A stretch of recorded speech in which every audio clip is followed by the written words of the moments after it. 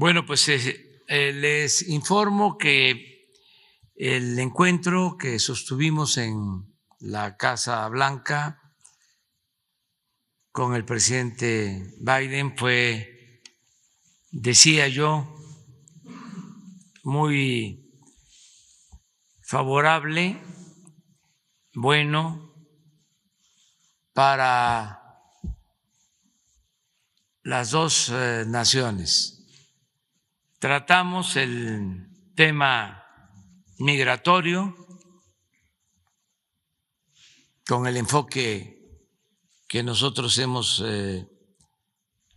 sostenido desde hace tiempo, de darle trabajo a la gente en sus lugares de origen. Para eso, de manera específica, insistimos en que se continúe el apoyo, que se amplíe el apoyo en programas de bienestar que ya se están aplicando en Honduras, en El Salvador, en Guatemala, con financiamiento nuestro, pero desde luego se requiere que se amplíen esos programas. Son dos en especial. Uno es el Sembrando Vida y otro el Jóvenes Construyendo el Futuro. El que los jóvenes puedan tener trabajo como aprendices, capacitarse, y se les propuso que se amplíe y que se invierta más en los dos programas. También hablamos de la necesidad de ampliar el número de visas de trabajo temporal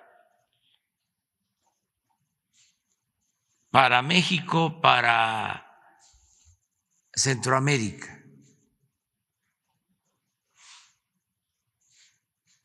Esto se aceptó, se va a aumentar considerablemente el número de visas de trabajo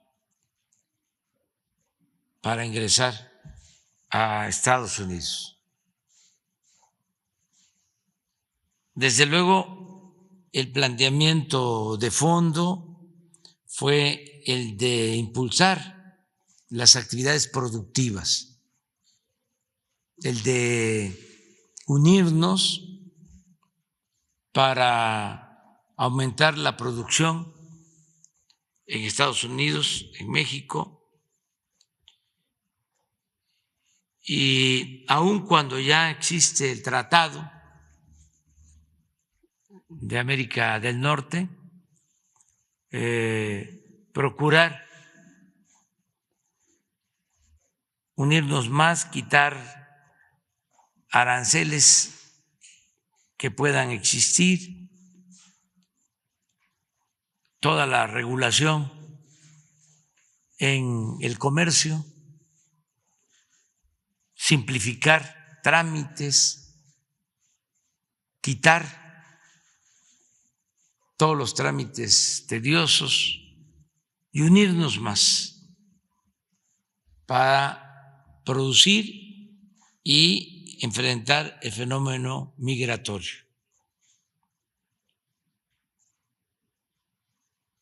Esto también fue muy importante. Hablamos de cambiar la política migratoria, que en vez de que se deje suelta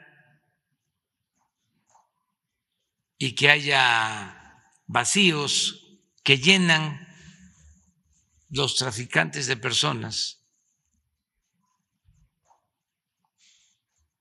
también por la conveniencia, como ha sucedido siempre, de empleadores sin escrúpulos en Estados Unidos, que prefieren tener indocumentados porque les pagan menos, porque los pueden correr cuando quieren, y en vez de esa relación, además que propicia violación de derechos humanos,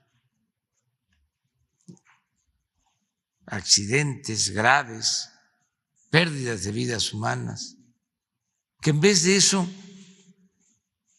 se ordene el flujo migratorio con visas temporales de trabajo, no solo para el campo, sino también para los servicios, para la industria. Hay una realidad, hace falta fuerza de trabajo en Estados Unidos y se necesita producir, se necesita crecer y es indispensable la fuerza de trabajo. Entonces, es un momento importante, decisivo, para llevar a cabo un plan laboral, migratorio, como en su tiempo fue el programa Bracero.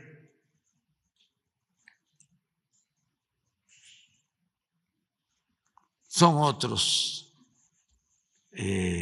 tiempos, otras circunstancias, pero es lo que se necesita. Y eso lo propusimos y se va a analizar. Como ya dije, sí hay el compromiso de aumentar el número de visas temporales de trabajo. También tratamos otros temas, la modernización de las aduanas en la zona fronteriza. Nosotros tenemos un programa de aduanas que se ha iniciado en Baja California, en Sonora, en Coahuila, en Tamaulipas,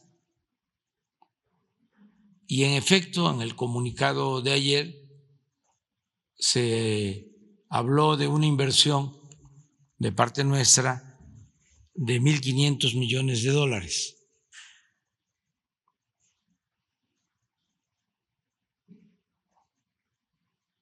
Algunos expertos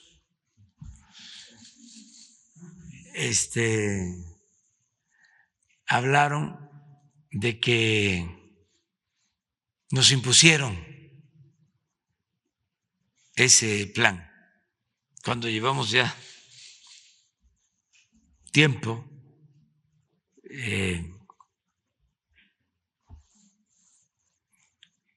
proyectándolo y ya aplicándolo. ¿En qué consiste? Pues en mejorar las aduanas, que haya un mejor servicio, incluye mejorar el tráfico en Tijuana con un segundo piso en toda la zona fronteriza. Ya lo dijimos aquí, fuimos allá, es un proyecto que lleva tiempo, es una inversión pues de más de 10,000 millones de pesos. En el caso de Sonora, pues es mejorar las aduanas de San Luis Río Colorado, resolver el problema de el paso del tren, que es un problema de muchos años, desde que existe el tren desde el siglo XIX, que se partió la ciudad.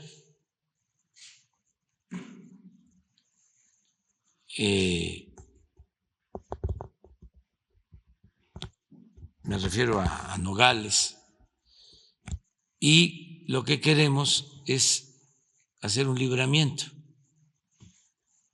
y otra aduana para librar la ciudad. Ya estamos trabajando en los proyectos. ¿Qué otra cosa? Bueno, se amplía la aduana de Piedras Negras,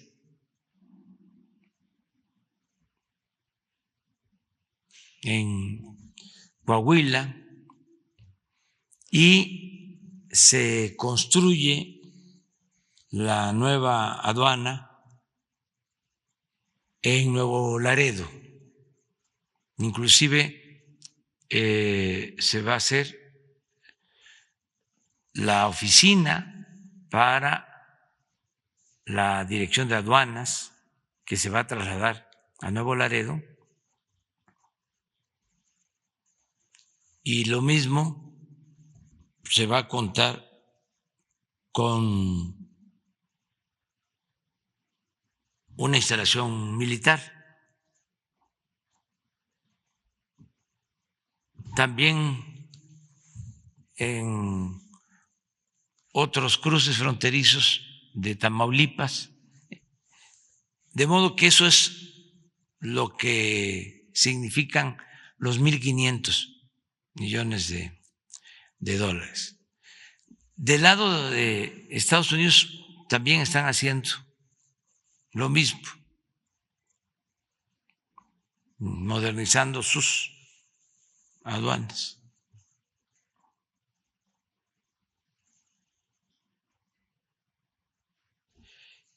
En lo económico y comercial se llegó a un buen acuerdo con empresarios estadounidenses que van a invertir hasta el 2024, desde ahora hasta el 24, alrededor de 40,000 millones de dólares. Fundamentalmente en el sector energético. Son ductos, plantas de liquefacción,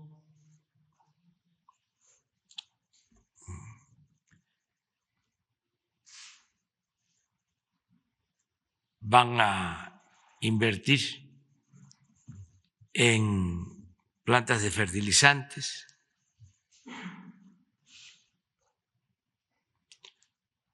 y también en extracción de crudo, en sociedad con Pemex, de acuerdo a las concesiones que se otorgaron cuando la reforma energética.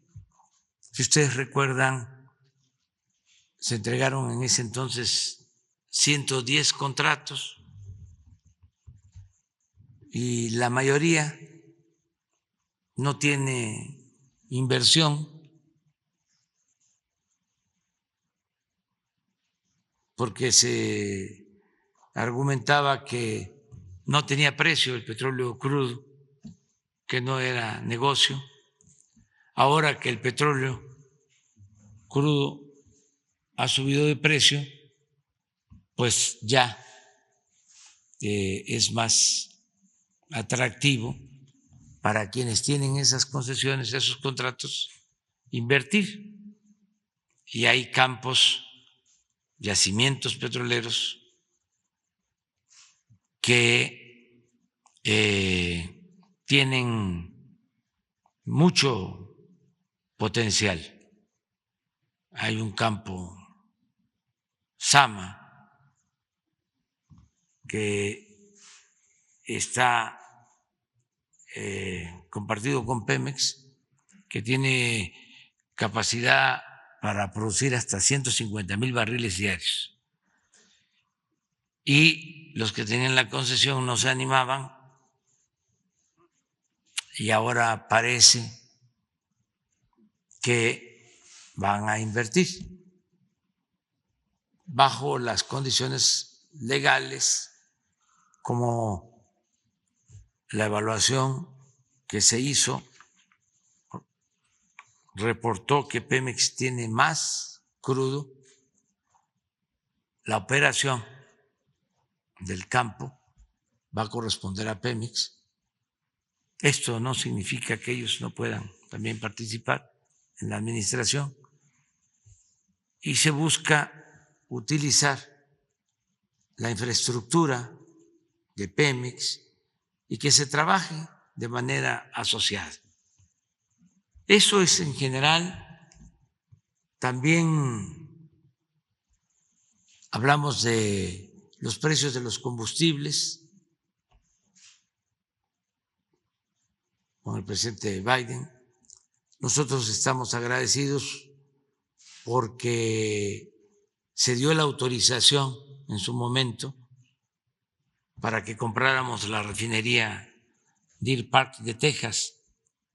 Cuando se compra una planta de estas en Estados Unidos, pues tiene que autorizarlo el Departamento de Estado, la Secretaría de Energía y de Comercio. Pero el presidente Biden dio la instrucción de que se autorizara. Y esto nos ayudó porque se compró esa refinería y ahora estamos produciendo petróleo, diésel, ya se terminó de pagar la refinería y por eso reafirmamos el compromiso de que los estadounidenses que quieran cargar gasolina en las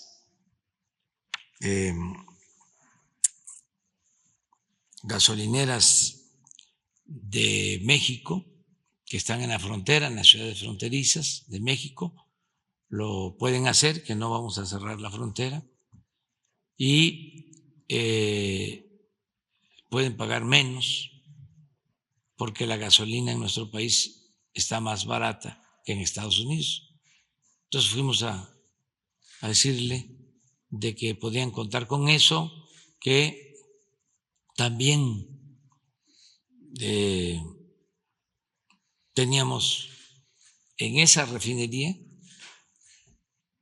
capacidad para un mayor abasto y les planteamos también que teníamos disponibilidad para el transporte de gas de Texas a la costa oeste de Estados Unidos, es decir, para llevar gas de Texas a California, porque tenemos ductos rentados que no se están utilizando por completo y que a ellos les puede ayudar.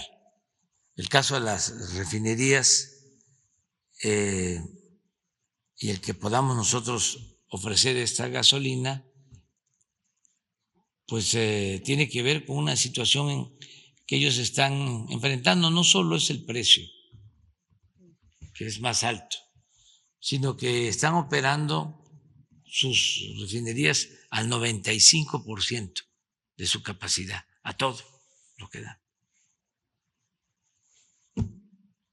Porque los agarró la crisis energética con poca capacidad productiva de gasolinas, capacidad de refinación de gasolinas. Entonces, se está ofreciendo esto, decirles que ellos también nos están ayudando, ofrecieron vendernos de gobierno a gobierno fertilizantes. A nosotros nos importa mucho impulsar la actividad productiva, en especial la producción de alimentos. Entonces, nos van a vender a precio justo fertilizantes y también leche en polvo para las lecherías de Liconza.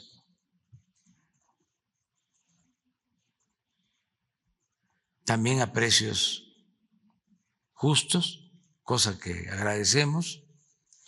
En el caso de la inflación, pues ya ustedes conocen cómo el día de ayer, que se da a conocer el dato de inflación en Estados Unidos, aumentó la inflación a 9.1, nosotros tenemos 8, 7.99, 8, y ellos tienen en junio, igual que nosotros, 9.1. Y es muy notorio de que se les está incrementando la inflación en energéticos. Traían del componente total de inflación 2.6 en energéticos y ahora en el dato de ayer ya son 3 puntos lo que les aumenta y nosotros seguimos en 0.6 en energético por la política que estamos aplicando. Entonces, muy buena la reunión, hablamos de que se regularice la situación de nuestros paisanos migrantes, se lo planteé al presidente Biden, que había que darles tranquilidad, certidumbre, que llevan años trabajando de manera honrada en Estados Unidos.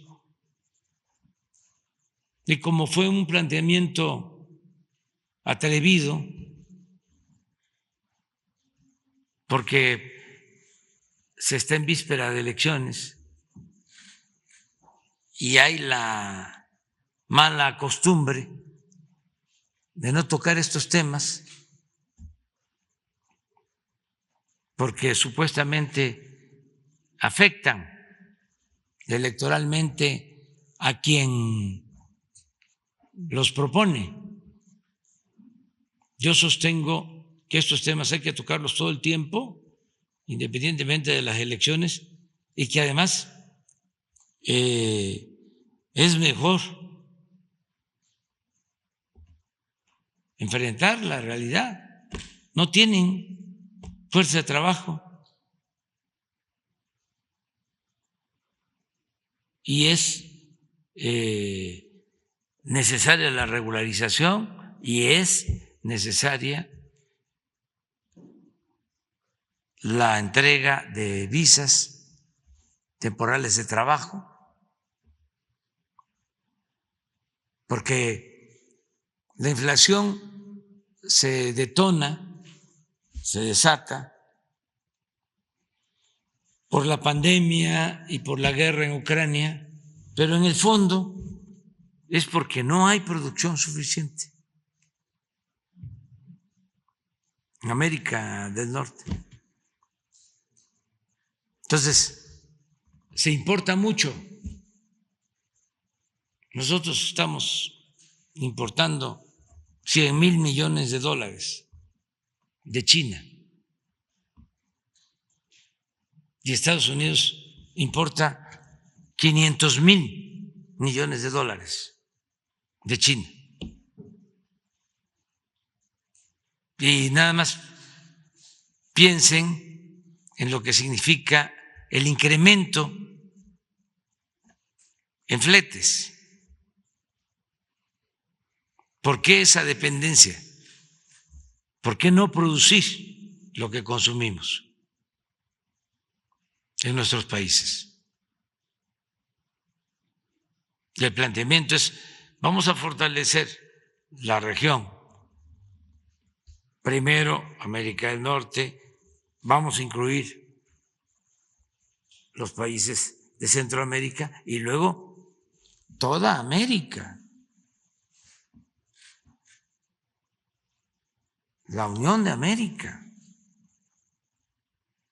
que es un continente con una gran potencialidad en lo económico, en lo tecnológico, en cuanto a fuerza de trabajo, joven, creativa y con un mercado amplio que permitiría consumir todo lo que se produzca sin necesidad de depender de otras regiones del mundo. Eso es lo que hay que estar pensando hacia adelante. Y fue muy buena la plática con el presidente Biden. Estuvimos también antes con la vicepresidenta Kamala Harris, también muy afectuosa, con mucho respeto hacia el pueblo de México. Me volvió a insistir que tiene un primo en México, tiene familias en México y en todos lados. Mucho respeto hacia México y nuestros paisanos, bueno, ¿para qué les digo? Puro amor, puro amor. Estaban contentísimos, les agradezco mucho y repito lo que siempre decimos y ayer, antier, me lo estuvieron recordando, que amor con amor se paga. No se organizó nada, todo fue espontáneo y desde que llegamos al aeropuerto, nada más que pues ya no puedo yo ahí acercarme mucho porque están las medidas de seguridad que se establecen,